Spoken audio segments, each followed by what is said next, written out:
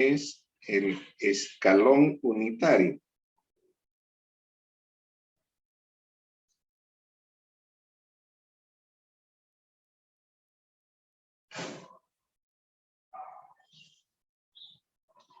Escalón unitario. Se simboliza con U de T.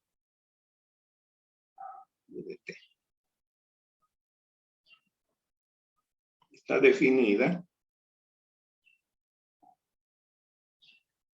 como 0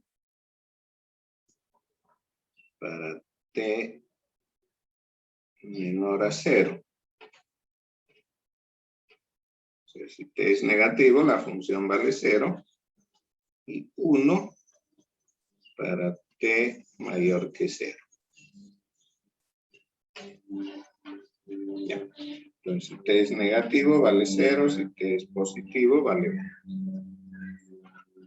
Esto lo podríamos representar gráficamente así. Bueno, aquí voy a poner el 1.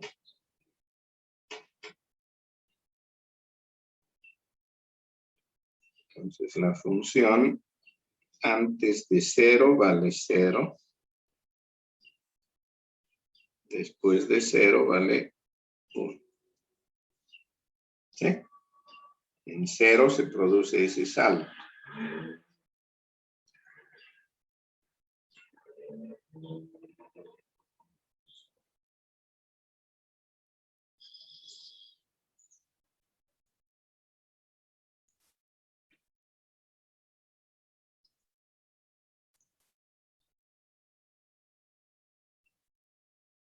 Un ejemplo real, físico, digamos, de una función como esta, podría ser una llave, un switch, ¿cierto?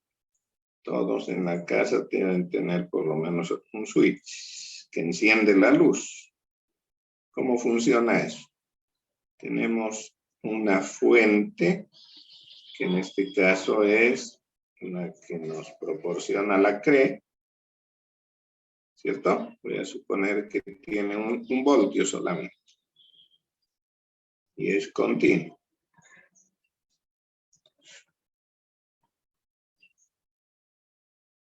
¿No? Eso nos llega desde la planta de generación de la CRE, pasa por unos transformadores, etcétera, y llega a nuestra casa así. En la casa le ponemos un interruptor, una llave. Y con un cablecito conectamos un foco. Y el retorno otra vez para la CRE. Entonces, si esta llave, a la que voy a llamar S, está abierta, no hay luz, ¿cierto? ¿Por qué no hay luz? Porque no está cerrado el circuito. Entonces no circula corriente y por lo tanto el foco permanece apagado. Cuando alguien mueve el switch, este conmutador, esta llave, y hace contacto, se cierra el circuito, circula la corriente, y al pasar corriente por el foco, este produce luz, se enciende. ¿Cierto? Entonces, si ese cambio en el switch se produce justamente en el momento en que arrancamos el cronómetro, en t igual a 0, evidentemente voy a tener antes de 0, 0 porque está apagado el foco, ¿no? O sea que no hay voltaje sobre él.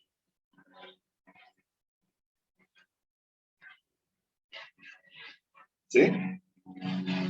Entonces aquí tengo 0 para t menor que 0. Y cuando muevo el switch a la posición de encendido, que es justamente en el instante t igual a 0, en el foco tengo un voltaje igual al de la fuente, vale decir 1. acuerdo? Entonces, ese podría ser un ejemplo de la función escalón unitario.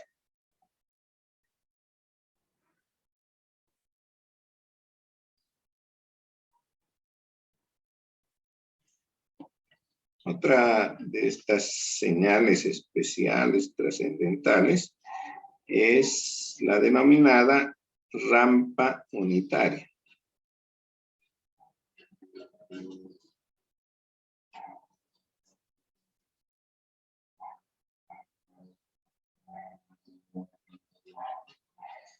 Suele simbolizarse con R de T.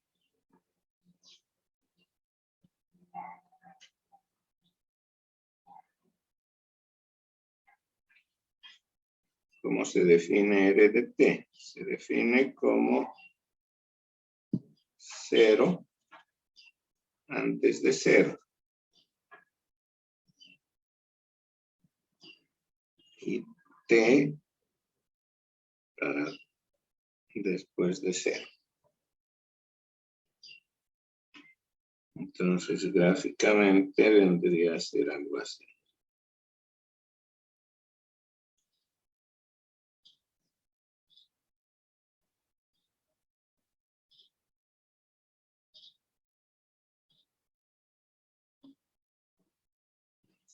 Antes de 0, vale 0, lo mismo que la otra. Y después de 0, crece con pendiente 1, ¿cierto? O sea, para t igual a 1, la función vale 1, para t2 vale 2 y así sucesivamente. Entonces, crece con pendiente 1.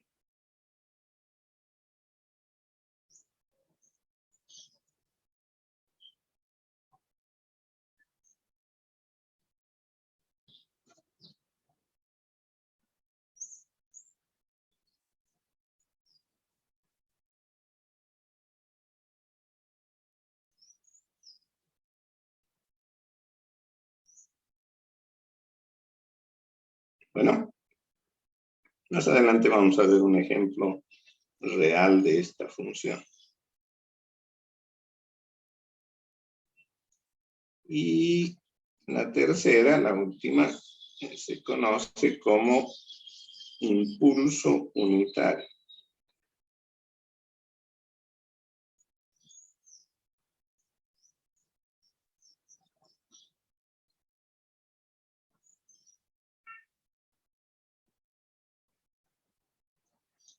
Se la simboliza con la letra griega delta minúscula. Se le atribuye a un matemático de apellido Dirac. Entonces también se la conoce como delta de Dirac.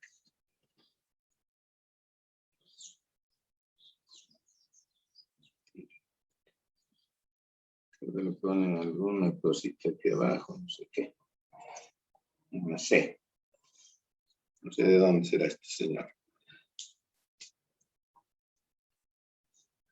Bien, ahora, la forma en que se define la función delta es un tanto extraña, porque dice delta de t es 0 para t menor que 0. Y también es 0 para t mayor que 0. Pero además, la integral en todo el espacio de la función delta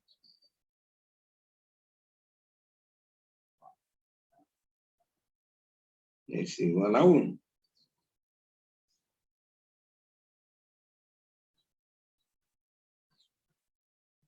¿Ya?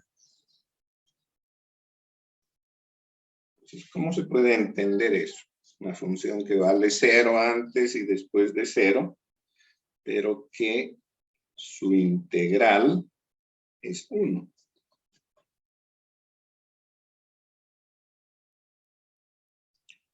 Podríamos justificar eso de esta manera. Vámonos a otra página porque necesito espacio para eso.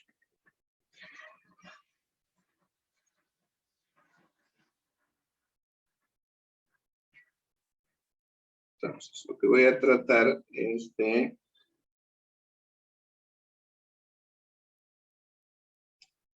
trazar una función que cumpla con ese requisito. Si me aboco al tema de que la integral vale 1, podría hacer lo siguiente. Tomar, voy a poner aquí esto que sea 1, menos 1, aquí menos o más 1 más bien, aquí 2, etc.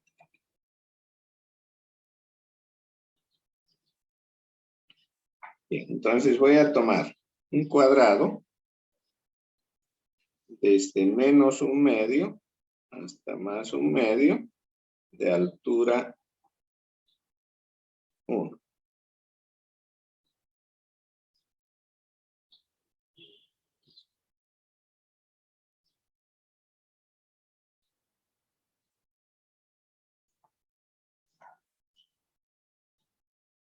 ¿Cierto? La integral es el área que está debajo de la curva. Esa es la forma en que entendemos la integral. Entonces, como es cuadrada, la integral sería, o el área sería base por altura. Si la base va desde menos 1/2 hasta más 1/2, tiene 1 de base. Y 1 de altura, 1 por 1, 1. Estoy cumpliendo con el hecho de que la integral en todo el espacio vale 1. Pero no cumplo con la primera premisa, que la función sea 0 antes y después de 0. Entonces, con ese afán, me voy a ir acercando al 0. Entonces, en lugar de tener la base desde menos 1/2 hasta más 1/2, la voy a hacer desde menos 1/4 hasta más 1/4. Pero para que el área sea 1, tengo que duplicar la altura.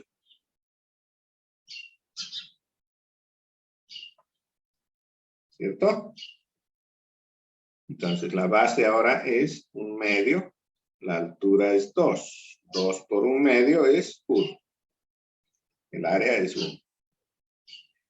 Cumplí con la integral. La integral vale 1, pero todavía no es 0 antes y después de 0. Entonces me está faltando eso. Voy a acercarme más al origen. Entonces tendré que hacerla más angostita, digamos de 0,1, para que la altura multiplicada por la base me dé 1. Si la base es 0,1, la altura tiene que ser 10, ¿sí? Entonces, cada vez que me acerco al eje vertical, tengo que hacerla más grande. En el límite, cuando estoy prácticamente en el 0, la altura tendría que haber crecido hasta infinito. ¿Cierto? O sea que tengo un rectángulo de base tendiendo a 0 y de altura tendiendo a infinito. Y debo aceptar que el producto de ese casi 0 por ese casi infinito vale 1. ¿No? Esa es la idea. Entonces, lo que se utiliza para representar gráficamente a esta función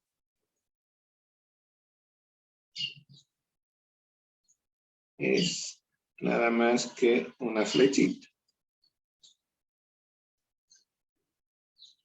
Una flechita de tamaño 1.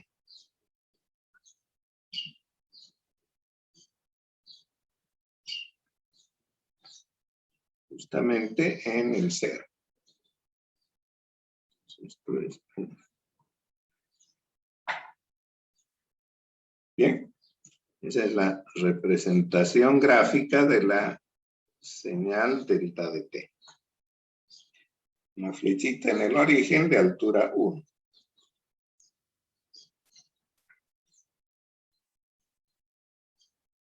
Bien, aquí, bueno, lo interesante de estas pseudofunciones o señales especiales es la relación que hay entre ellas.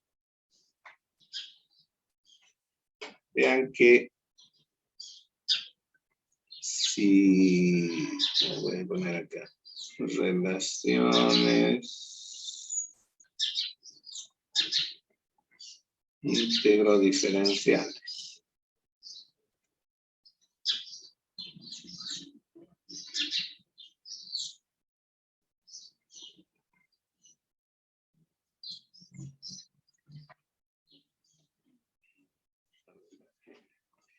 Ya.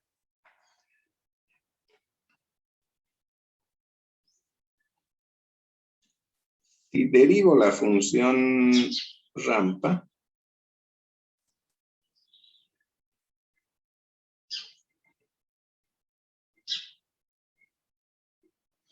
yo sé que la derivada es la pendiente, ¿cierto?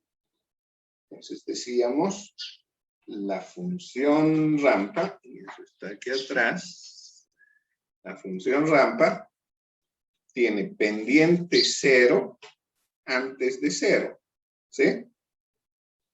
La pendiente antes de 0 vale 0.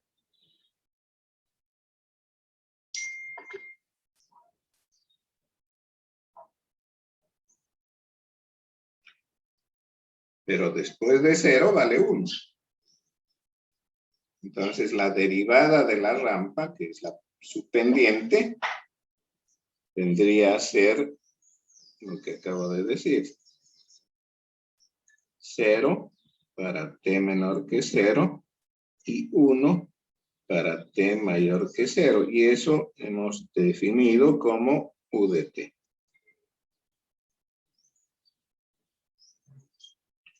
¿Cierto? Entonces la derivada de la rampa es el escalón unitario.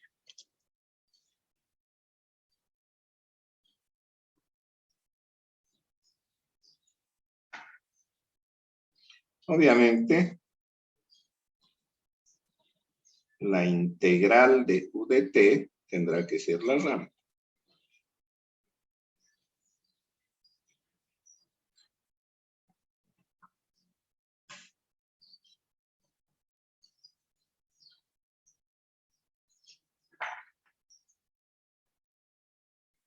¿No? Sí, eso puedo deducirlo del hecho de que la integral es el área por debajo de la curva. Entonces, si integro el escalón unitario, la integral sabemos que es el área porque está por debajo de la curva. Entonces, vean que a medida que avanza el tiempo, antes de 0 vale 0, después de 0 va aumentando el área.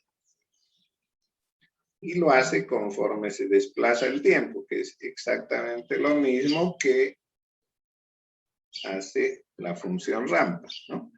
Pues el área que está aquí abajo es lo que ha crecido la función. Por aquí ya vale algo más grande, etc., ¿no? Entonces, la integral de la función u de t, puedo decir que es la rampa. Integral indefinida.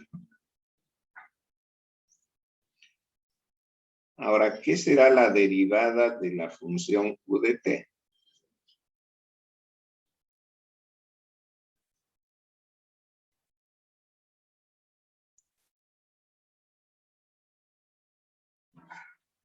La derivada de u de t, sabemos que la derivada es la pendiente. La función u de t vale 0 antes de 0, 1 después de 0. La pendiente, ¿cierto? Si me pongo a ver la pendiente ahí, la pendiente antes de 0 es 0, ¿cierto? Pendiente antes de 0 vale 0. Y después de 0 también vale 0. No así en el instante t igual a 0.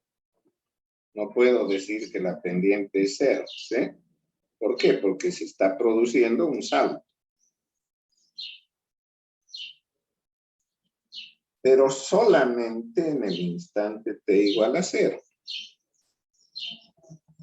Pendiente, si nos movemos desde la izquierda hacia la derecha, vale 0. En 0 todavía no sabemos cuánto, pero inmediatamente después de 0 otra vez vale 0. Entonces, algo está pasando en 0 y eso es justamente el impulso unitario. ¿Ya? O sea que la derivada de la función de t es delta de t. ¿Sí?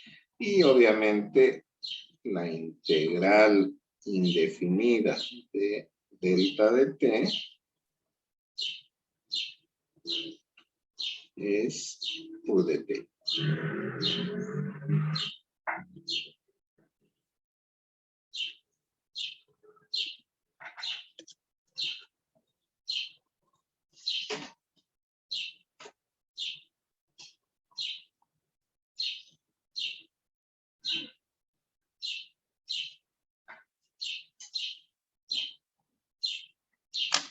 Bien, entonces vamos a llegar hasta ahí. Continuaremos el día jueves.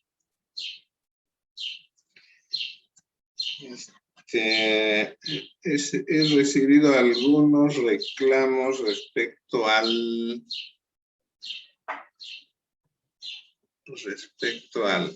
la pregunta 12 principalmente del examen, ¿no? No quise exponerla antes porque con algunas modificaciones fue la misma pregunta 12 para el otro grupo, entonces no quería que esto trascienda tan pronto, ¿no? Para que no agarren ventaja los otros.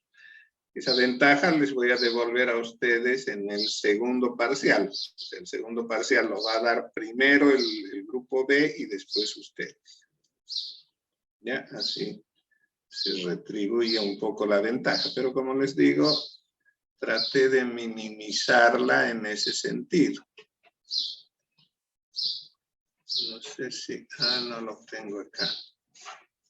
Bueno, no lo tengo a mano, pero se los voy a pasar por WhatsApp. A ver si me dan un tiempito lo ubico.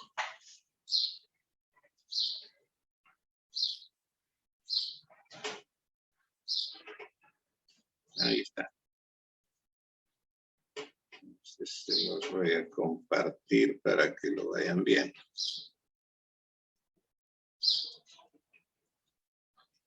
Bueno, está en Word y no está del todo completo, digamos. Solamente está el circuito.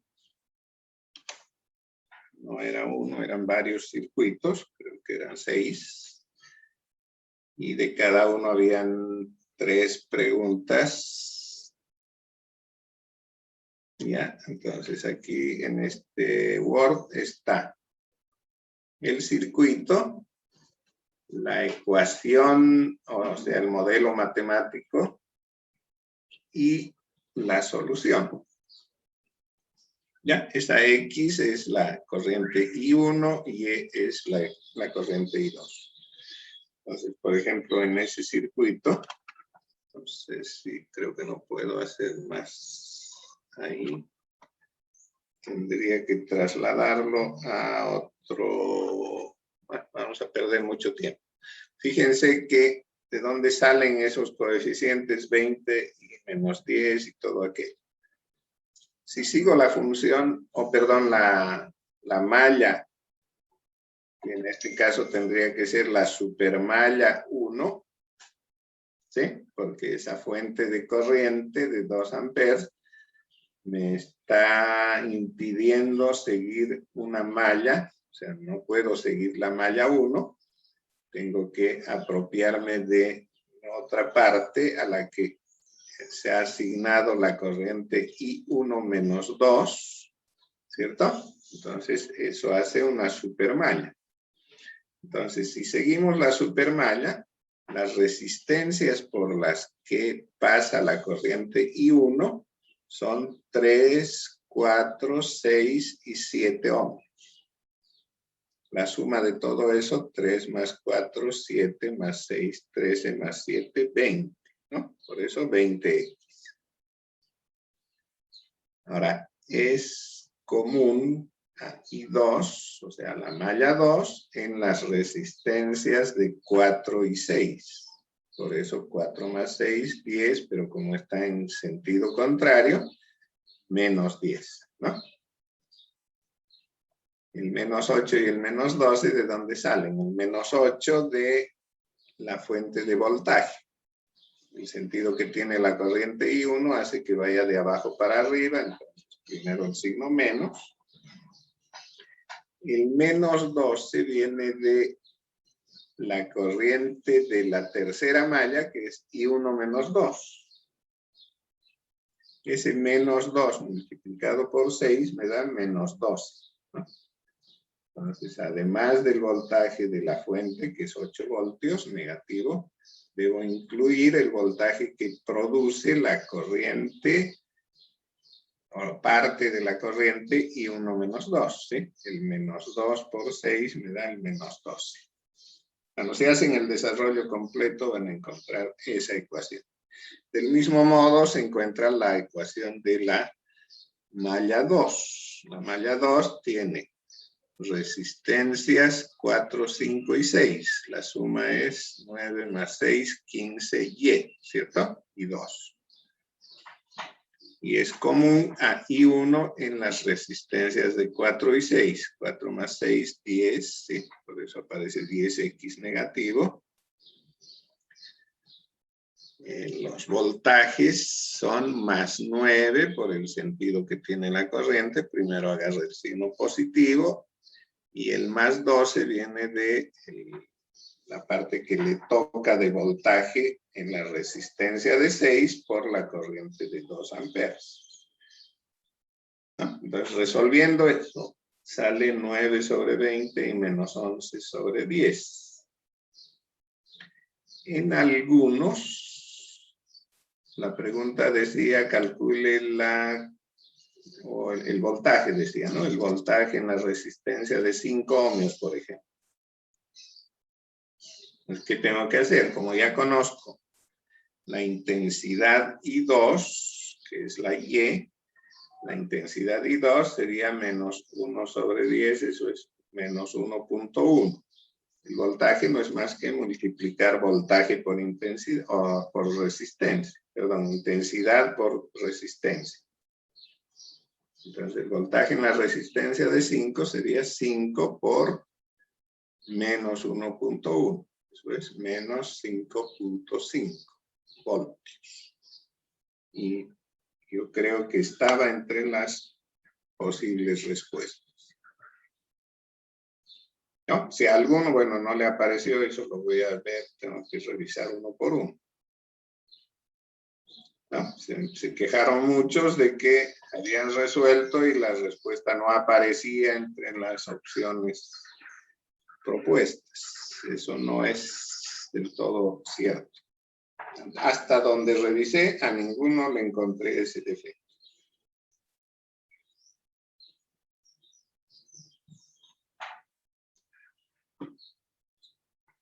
¿Ya?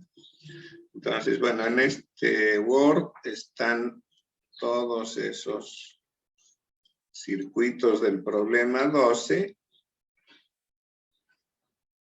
¿Sí? Son 6, creo, más. Y cada uno está con su ecuación y su respuesta. Eso se los voy a pasar más tarde.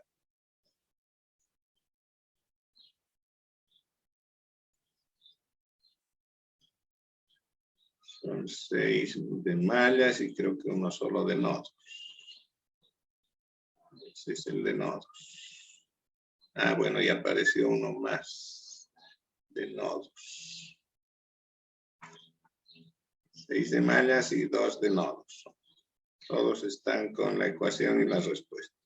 En el caso de los nodos, X e Y representan el voltaje de los nodos, ¿no? El voltaje del nodo 2, por ejemplo, se llama Bx. Aquí está en la ecuación como simplemente X. ¿Por qué? Porque esa ecuación la tomé de Photomath, ¿no? Ese no acepta subíndices, así que está así. Ya, entonces les paso este Word más un ratito para que le echen una revisada y como tienen, me imagino, todavía el PDF o tienen en papel la solución que me mandaron, comparen y vean si evidentemente está bien o hay algún error en la pregunta. En ese caso ya se hará la corrección, ¿no? Bueno. Muy bien, ingeniero. Con eso nos despedimos hasta el jueves.